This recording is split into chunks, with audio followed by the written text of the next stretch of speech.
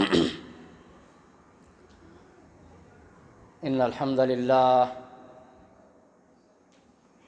نحمده ونستعينه ونستغفره ونؤمن به ونتوكل عليه ونعوذ بالله من شرور أنفسنا ومن سيئات أعمالنا من يهده الله فلا مضل له ومن يضلله فلا هادي له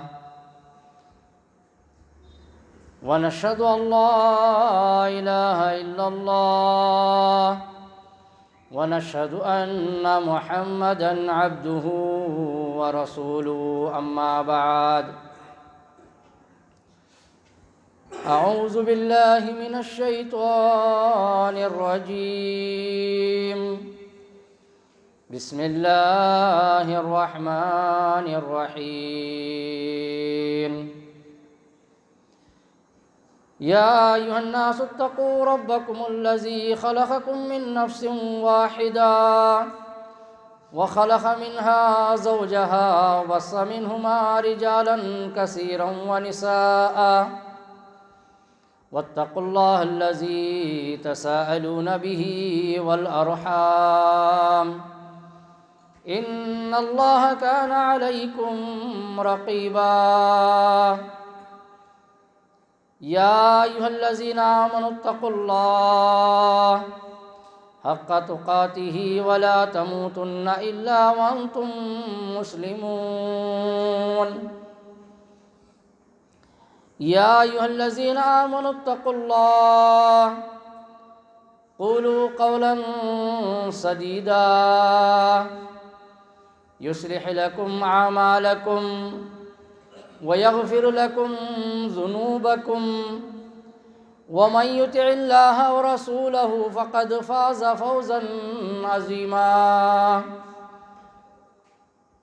قال النبي صلى الله عليه وسلم فإن خير الحديث كتاب الله وخير الهدي هدي محمد صلى الله عليه وسلم وشر الأمور محدثاتها وكل محدثة بدعة وكل بدعة ضلالة وكل ضلالة في النار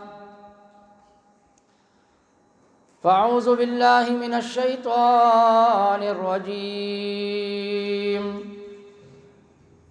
بسم الله الرحمن الرحيم يا أيها الناس إنا خلقناكم من ذكر وأنثى وجعلناكم شعوبا وقبائل لتعارفوا إن أكرمكم عند الله أتقاكم وقال الله تعالى في موضع آخر تتجافى جنوبهم عن المضاجع يدعون ربهم خوفا وطمعا ومما رزقناهم ينفقون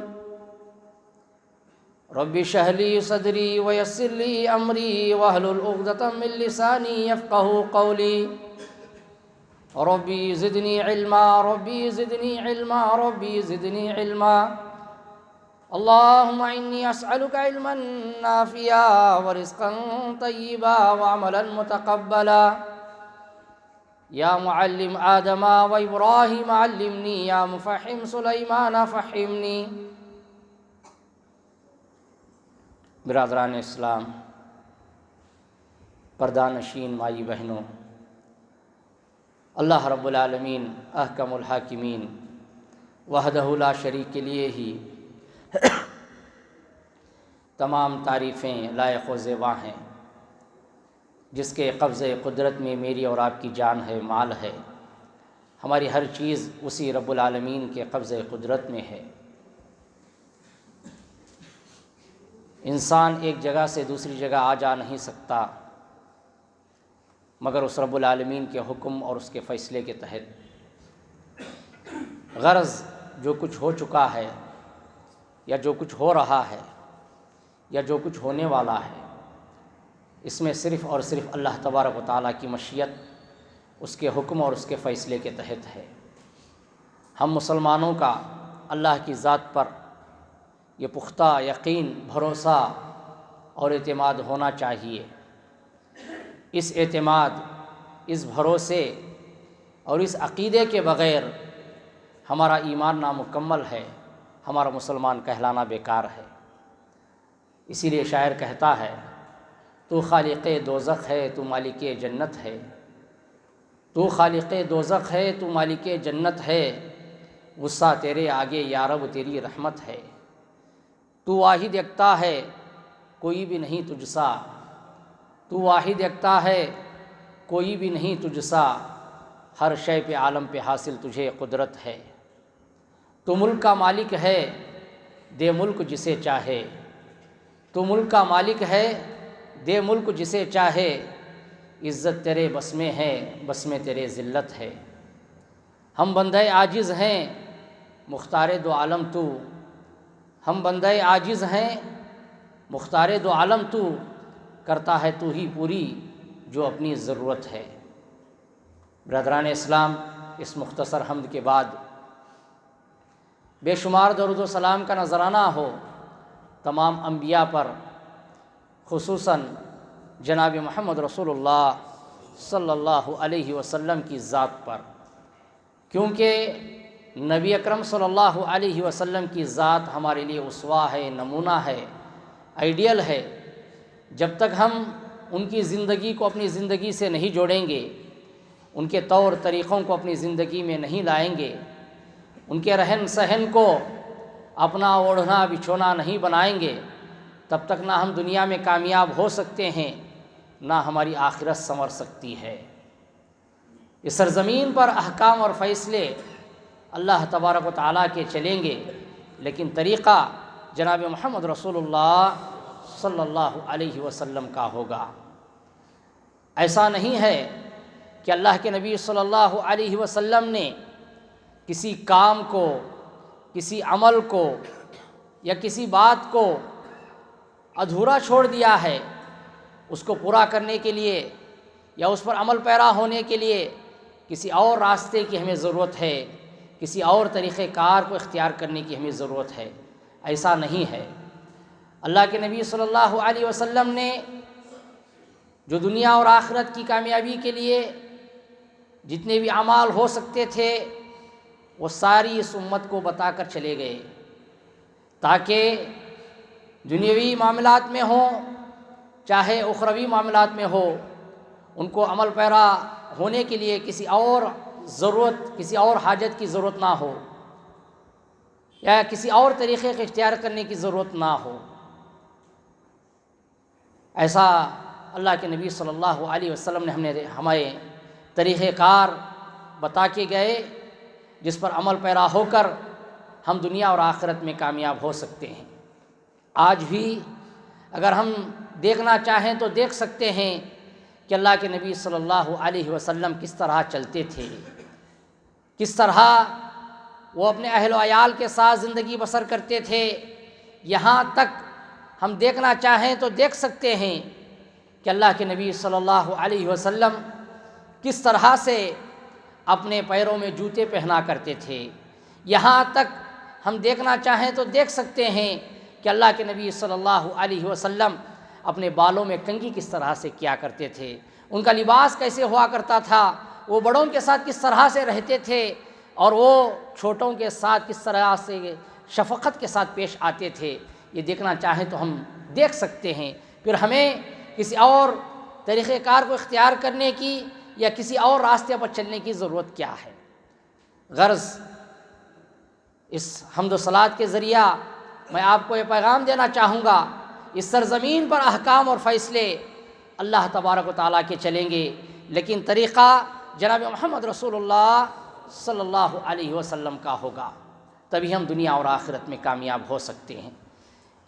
اس مختصر حمد و صلات کے بعد میں تمہیدی کلمات کچھ ڈیٹیل میں کہتا ہوں تاکہ جب تک ہم توحید اور رسالت کو صحیح معنوں میں پہچانیں گے نہیں، جانیں گے نہیں، تب تک ہم کسی بھی عمل پر کما حقہ عمل پیرا نہیں ہو سکتے جب تک ہم ان دو چیزوں کو اچھی طریقے سے نہیں پہچانیں گے، کیونکہ اس سرزمین پر احکام اور فیصلے اللہ تبارک و تعالیٰ کے چلیں گے اور طریقہ کار جناب محمد رسول اللہ صلی اللہ علیہ وسلم کا ہوگا۔ برادران اسلام، اس مختصر حمد و صلوات کے بعد میں آج آپ کے سامنے ایک اہم موضوع لے کر کھڑا ہوں۔ دیکھیے، ہم میں بہت سارے مالدار ہوں گے، بہت ساروں کے پاس اونچے مکانات ہوں گے، بہت ساروں کے پاس بڑی سی بڑی بہتر سے بہتر گاڑیاں ہوں گی، ہم میں سے بہت سارے دولت سے لیس ہوں گے، دولت سے مالا مال ہوں گے۔ ان تمام چیزوں کا استعمال کرنا، ان تمام چیزوں کو اپنی ضرورت کے تحت استعمال کرنا کوئی غلط نہیں ہے، کوئی شرعی نقطہ نظر سے غلط نہیں ہے، بلکہ ان تمام چیزوں کو ہم استعمال کر سکتے ہیں، جائز ہے۔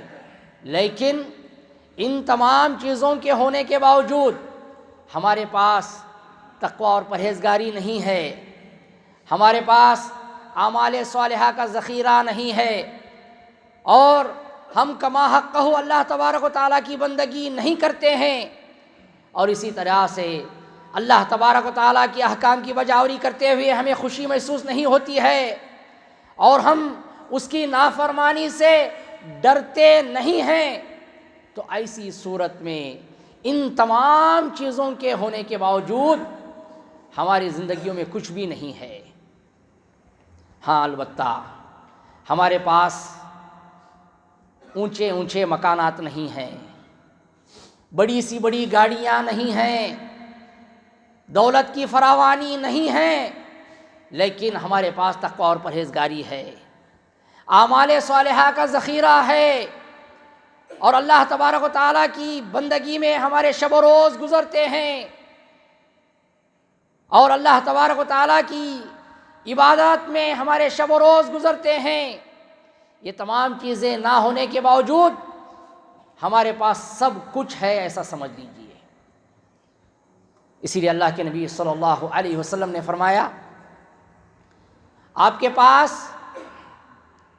آپ کی تجوریاں سونے چاندی دولت سے بھری ہوئی ہیں، لیکن آپ کے پاس 3 چیزیں نہیں ہیں۔ آپ کے پاس 3 چیزیں نہیں ہیں۔ وہ 3 چیزیں کیا ہیں؟ لساناً ذاکراً، آپ کے پاس ذکر و اذکار کرنے والی زبان نہیں ہے، تو آپ کے پاس سب کچھ ہونے کے باوجود بیکار ہے۔ دیکھیے، آپ میں سے ہر ایک کو قرآن کا علم ہوگا یا قرآن پڑھنا جانتے ہوں گے۔ آپ سارا قرآن پڑھ ڈالیں، کہیں پر بھی آپ کو زیادہ کسی کام کو کرنے کا حکم نہیں دیا ہے سوائے ذکر و اذکار کے۔ اذکروا اللہ ذکراً کثیرا، آپ اللہ تبارک و تعالیٰ کا ذکر و اذکار کریں، بہت زیادہ ذکر و اذکار کریں۔ اللہ تبارک و تعالیٰ نے ذکر و اذکار کے ساتھ ایک چھوٹا سا لفظ یا چھوٹا سا جملہ جو ہے ایڈ کر دیا ہے، جمع دیا ہے، ذکراً کثیرا، کثیرا کا لفظ، زیادہ ذکر و اذکار کریں۔ دیکھیے، ہم ہر چیز میں اچھا چاہتے ہیں، زیادہ کرنا چاہتے ہیں، جہاں پر اللہ تبارک و تعالیٰ نے زیادتی کا حکم دیا اسی کام میں ہم پیچھے ہیں۔ میں ایک مثال آپ کے سامنے دوں، اگر آپ کو کوئی پیاسا پانی پوچھے تو کیا آپ اس کو ایک ڈھکن میں پانی دیں گے اور اس ڈھکن سے پانی پینے کی وجہ سے کیا اس کی پیاس بجھ جائے گی؟ نہیں بجھ سکتی۔ تو اسی طرح سے ذکر و اذکار زیادہ کرنا ہے، کم نہیں کرنا ہے۔ کبھی آپ نے اللہ تبارک و تعالیٰ کی عبادت کر لیا اور کبھی چھوڑ دیا، کبھی دل میں شوق پیدا ہوا نماز پڑھنے کا، نماز پڑھ لیے چھوڑ دیے۔ جمعہ کا دن ہے، سب لوگ نماز کے لیے جا رہے ہیں، چلو ہم بھی چلتے ہیں، نماز پڑھ لیے، پھر باقی کے اوقات میں غائب۔ صبح کی نماز نیند کا غلبہ ہوتا ہے، سو گئے، نماز نہیں پڑھے۔ تو اس طرح سے عبادت کوئی قابل قبول نہیں ہو سکتی۔ اس طرح کی عبادت کا کوئی وزن نہیں ہے۔ آپ کو اللہ تبارک و تعالیٰ کا ذکر و اذکار زیادہ سے زیادہ کرنا ہے، اور اسی کی اہمیت ہے اللہ تبارک و تعالیٰ کے یہاں۔ آپ کی مال و دولت کی، آپ کی جائیداد کی، آپ کے اونچے مکانات کی اور اونچی گاڑیوں کی کوئی وقعت نہیں ہے، کوئی پوزیشن نہیں ہے۔ آپ سلف صالحین سے کہیں سے بھی ایک مثال آپ کو بتا نہیں سکتے کہ اللہ تبارک و تعالیٰ نے ان کی دولت کی وجہ سے ان کا مقام و مرتبہ بتلایا ہو، کہیں آپ نہیں بتا سکتے۔ یا کہیں اللہ تبارک و تعالیٰ نے ان کی طاقت کی وجہ سے، ان کی جسمانی طاقت کی وجہ سے ان کا مقام و مرتبہ بتلایا ہو، کہیں آپ نہیں بتلا سکتے۔ عبداللہ بن مسعود رضی اللہ تعالیٰ عنہ ایک جلیل القدر صحابی ہیں، جن کا نام آپ نے بارہا سنا ہوگا۔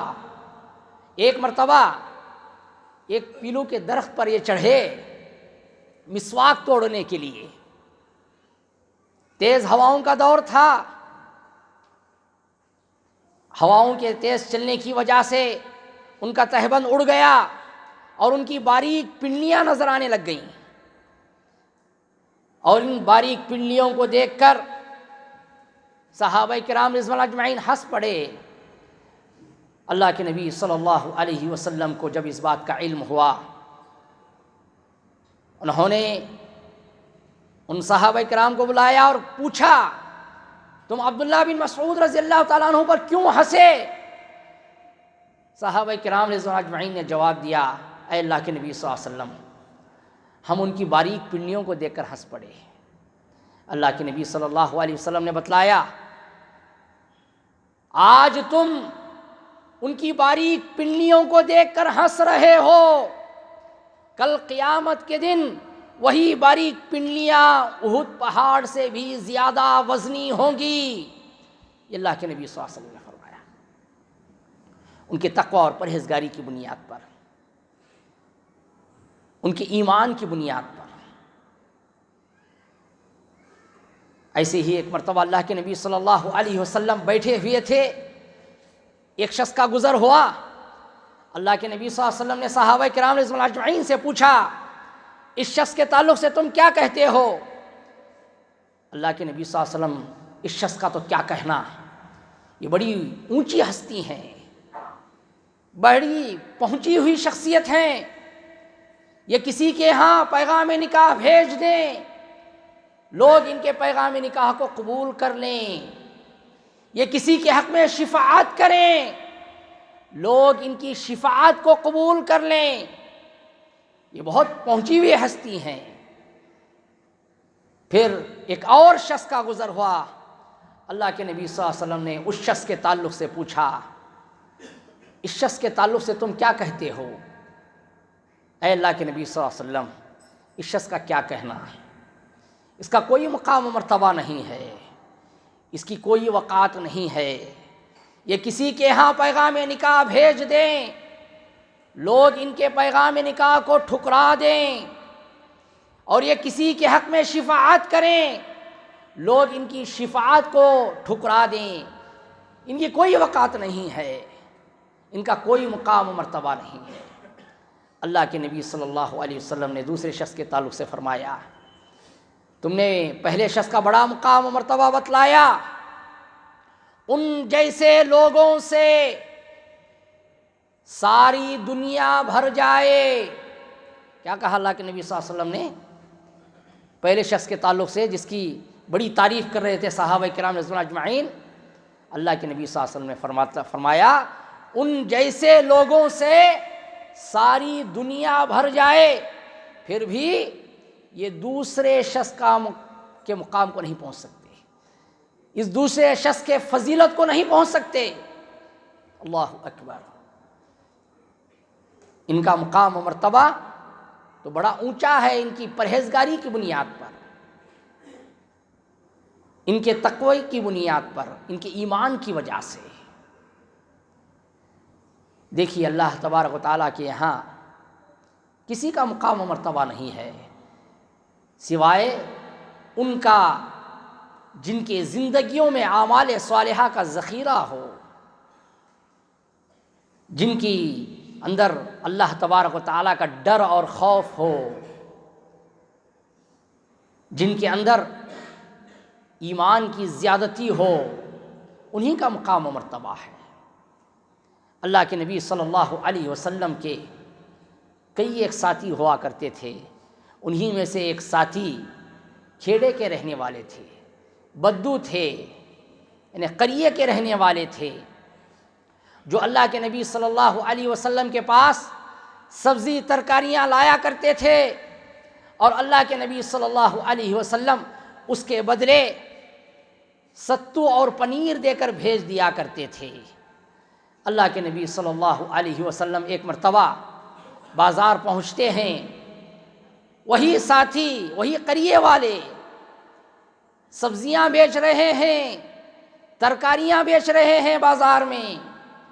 اللہ کے نبی صلی اللہ علیہ وسلم چپکے سے ایک چھوٹے بچے کی طرح چپکے سے پیچھے سے جاتے ہیں اور اس قریے کے ساتھی کی آنکھوں پر اپنے ہاتھوں کو رکھتے ہیں اور کہتے ہیں من یشتری ھذا العبد، کون شخص اس غلام کو مجھ سے خریدے گا. اللہ کے نبی جناب محمد رسول اللہ صلی اللہ علیہ وسلم کی آواز وہ پہچان جاتے ہیں اور کہتے ہیں اے اللہ کے نبی صلی اللہ علیہ وسلم، آپ میری بولی کیوں لگا رہے ہیں؟ مجھے بڑا کم قیمت والا غلام آپ پائیں گے، کوئی قیمت مجھے میری دے گا نہیں، کون خریدے گا مجھے؟ ایک کالا کلوٹا انسان، یہ غریب اور مسکین سبزی ترکاریاں بیچنے والا، اس کی کیا اہمیت ہو سکتی ہے، اس کی کیا وقعت ہو سکتی ہے، اس کی کیا فضیلت ہو سکتی ہے، آپ میری بولی کیوں لگا رہے ہو؟ اللہ کے نبی جناب محمد رسول اللہ صلی اللہ علیہ وسلم کہتے ہیں اے صحابی، اے میرے ساتھی، ان دنیا والوں کی نظر میں تمہاری وقعت، تمہاری اہمیت، تمہاری فضیلت کم ہو سکتی ہے، لیکن اللہ تبارک و تعالیٰ کے یہاں تمہارا مقام و مرتبہ بڑا اونچا ہے، بڑا بلند ہے، تمہارے تقوی اور پرہیزگاری کی بنیاد پر. دیکھیے اللہ کے نبی صلی اللہ علیہ وسلم کس طرح سے اپنے ساتھیوں کے ساتھ ایک عام انسان کی طرح، ایک عام شخص کی طرح زندگی بسر کیا کرتے تھے. حالانکہ اللہ کے نبی صلی اللہ علیہ وسلم امام الانبیاء، شافی محشر، ساقی کوثر، جناب محمد رسول اللہ صلی اللہ علیہ وسلم، جن کا کوئی دوسرا ثانی نہیں ہے اس سرزمین پر، لیکن پھر بھی اللہ کے نبی صلی اللہ علیہ وسلم تقوی اور پرہیزگاری کی بنیاد پر کس طرح سے دوستی کا مظاہرہ کیا کرتے تھے. بتانے کا مقصد یہ ہے اللہ اور اس کے رسول کے یہاں کسی کا مقام مرتبہ نہیں ہے، ہاں انہی کا مقام و مرتبہ ہے جن کے اندر اعمال صالحہ کا ذخیرہ ہو، جن کے اندر اللہ تبارک و تعالیٰ کا ڈر اور خوف ہو، جو عبادت کر کے خوشی محسوس کرتے ہوں اور اللہ تبارک و تعالیٰ کی نافرمانی سے ڈرتے ہوں، انہی کا مقام و مرتبہ ہے. جب تک مسلمان اس طریقے کار پر جیتے رہے، اللہ تبارک و تعالیٰ نے ان کو سربلندی عطا فرمایا، ان کو ہر میدان میں کامیاب بنایا، ان کے ایمان کی وجہ سے، ان کی پرہیزگاری کی بنیاد پر۔ برادران اسلام، آج آپ یہاں سے یہ درس لے کر اٹھیں، یہ دنیا فانی ہے، فنا ہو جائے گی۔ اب گزرے ہوئے چند سالوں میں آپ نے اس کا مشاہدہ بخوبی کیا ہے، کئی آپ کے ساتھ اٹھتے بیٹھتے شخصیتوں کی وفات ہو گئی، ان کے کم عمری ہونے کے باوجود، ان کے ہٹے کٹے ہونے کے باوجود، ان کے صحت مند ہونے کے باوجود چلے گئے۔ کب کس کی موت آئے گی یہ کسی کو علم نہیں ہے، کیونکہ اللہ تبارک و تعالیٰ نے اس کو دنیا والوں پر مخفی رکھا ہے تاکہ تمہیں آزمائیں، تم میں عبادت کے اعتبار سے کون بہتر ہے، ایمان کے اعتبار سے کون مضبوط ہے۔ اس آزمائش کے لیے اللہ تبارک و تعالیٰ نے اس چیز کو مخفی رکھا دنیا والوں پر۔ الذی خلق الموت والحیات لیبلوکم ایکم احسن عملا۔ برادران اسلام، اللہ تبارک و تعالیٰ نے بلندی اور سربلندی مسلمانوں کو ان کے ایمان کی وجہ سے دی ہے۔ آج ہم اپنے ایمان کو مضبوط کر لیں، اللہ تبارک و تعالیٰ ہماری نصرت اور مدد کے لیے کافی ہے۔ ایک مثال میں دوں، حضرت عمر فاروق رضی اللہ تعالیٰ عنہ کا زمانہ خلافت تھا۔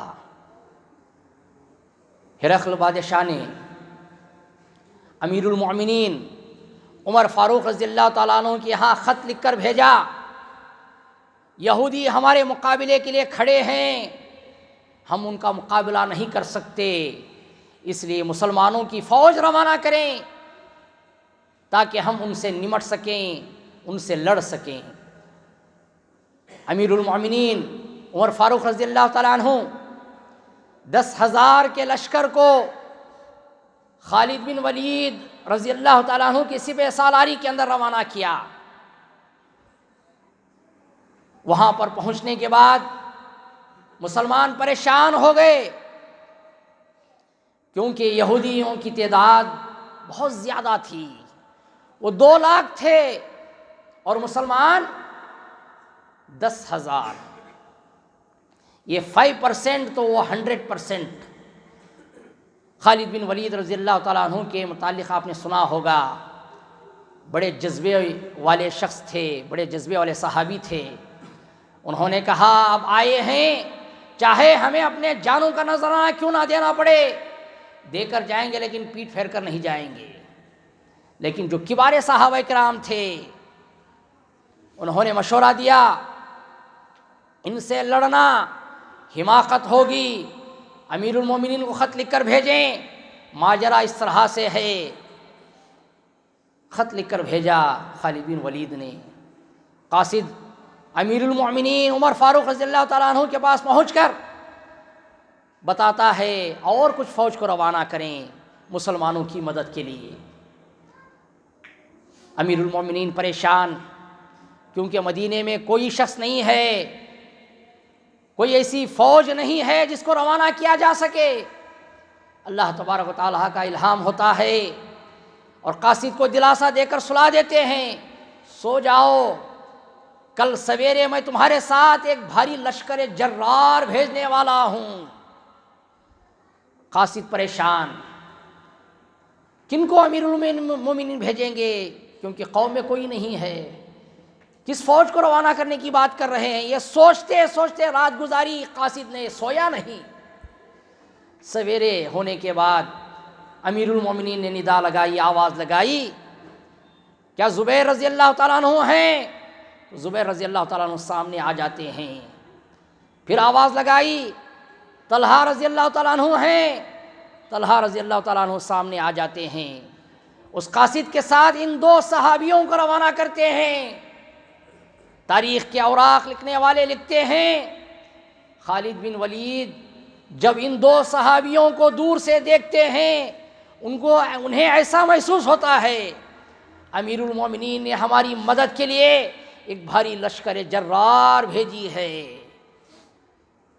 ان دو صحابیوں کے ساتھ 10,000 کے لشکر کو لے کر میدان کاکسات میں کود پڑتے ہیں. گھمسان کا رن پڑتا ہے. تاریخ کے اوراق لکھنے والے لکھتے ہیں یہودی 70,000 لاشوں کو چھوڑ کر بھاگ جاتے ہیں. اللہ اکبر. آپ سے سوال ہے یہ کون سی طاقت تھی؟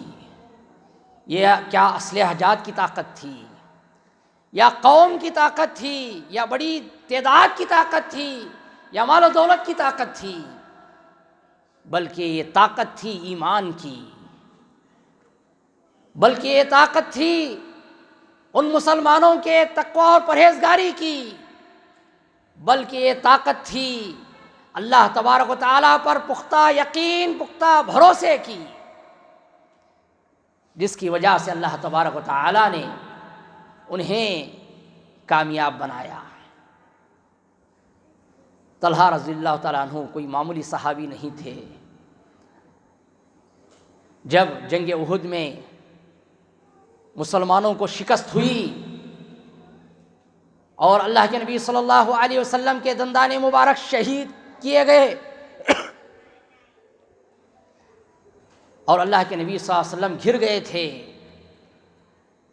کفار کی جانب سے تیروں کی بوچھار ہو رہی تھی اللہ کے نبی صلی اللہ علیہ وسلم پر، تو یہی وہ صحابی ہیں طلحہ رضی اللہ تعالیٰ عنہ جنہوں نے اپنے سینے سے ان تیروں کو روکا. پورا سینہ چھلنی ہو گیا. اللہ کے نبی صلی اللہ علیہ وسلم نے طلحہ رضی اللہ تعالیٰ عنہ سے کہا اے طلحہ ہٹ جاؤ راستے سے، سامنے سے ہٹ جاؤ، تمہارا پورا سینہ تیروں سے چھلنی ہو گیا ہے، اب کوئی جگہ باقی نہ رہی. طلحہ رضی اللہ تعالیٰ عنہ کا جواب دیکھیے، اے اللہ کے نبی صلی اللہ علیہ وسلم میرا پورا سینہ چھلنی ہو گیا تو کیا ہوا، ابھی میری پشت باقی ہے، میری پیٹھ ابھی باقی ہے، اس پیٹھ سے ان تیروں کو روکوں گا. اللہ اکبر. یہ کیا جذبہ تھا، یہ کیا ایمانی تڑپ تھی، یہ کیا پرہیزگاری تھی. اللہ کے نبی صلی اللہ علیہ وسلم امام الانبیاء، شافی محشر، ساقی کوثر جناب محمد رسول اللہ صلی اللہ علیہ وسلم کی زبان مبارک سے یہ الفاظ نکلتے ہیں، اے طلحہ ساری امت کہتی ہے اے اللہ کے نبی صلی اللہ علیہ وسلم میرے مائی باپ تم پر قربان ہو. آج یہ شافی محشر، ساقی کوثر، امام الانبیاء جناب محمد رسول اللہ صلی اللہ علیہ وسلم یہ کہتے ہیں کہ میرے مائی باپ تجھ پر قربان ہو. اللہ اکبر. کیا وہ صحابیوں کا مرتبہ تھا، وہ کیا دور تھا، وہ کیا تڑپ تھی ایمان کی، وہ کیا جذبہ تھا. اللہ اکبر.